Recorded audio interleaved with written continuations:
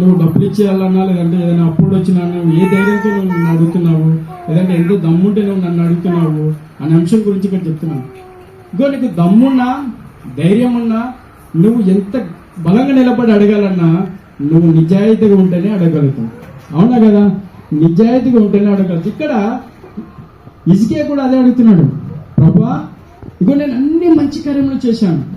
ఇగో దావీదు మహారాజు ఉన్నప్పుడు ఏదైతే గొప్ప పనులు చేశాడో, సొలొమోను మహారాజు ఏదైతే ఉన్న గొప్ప కార్యములు చేశాడో, నువ్వు ఏదైతే మోషే గారికి చెప్పావో, ఏదైతే మోషే గారు ఆజ్ఞల ప్రకారం ఏ విధంగా అయితే నడవాలని చెప్పావో, ఇగో అలా నేను నడిచి ఉన్నాను కదా.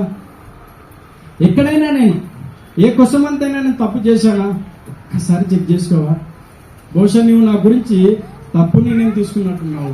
బహుశా నేను చనిపోతున్నానంటే నేను ఎక్కడనూ కూడా తప్పు చేయలేదు, ఒక్కసారి రీచెక్ చేసుకోవా అని దేవుని ఆయన క్వశ్చన్ చేస్తున్నాడు. ఇగో మనమందరం, మనలో చాలా మంది ప్రతిరోజు ప్రార్థన చేస్తూనే ఉంటాం. అంటే ప్రార్థన అంటే ప్రతిరోజు అడుగుతూనే ఉన్నాం. చెప్పడానికి అడగడానికి డిఫరెన్స్ ఉంది. అడగడం వేరు, అడుక్కోవడం వేరు. హల్లెలూయా. అడగడం వేరు, అడుక్కోవడం వేరు. ఇక్కడ నేను అడుక్కోవట్లేదు.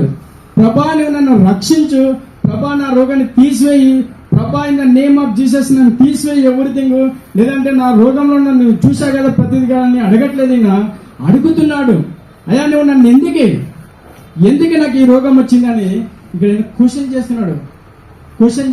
నువ్వు నేను ఈ స్థితిలో ఉండాలి. We have to question to the God. దేవుడు మనం క్వశ్చన్ చేసే వారిగా ఉండాలి. అది అకార్డింగ్ టు మీ.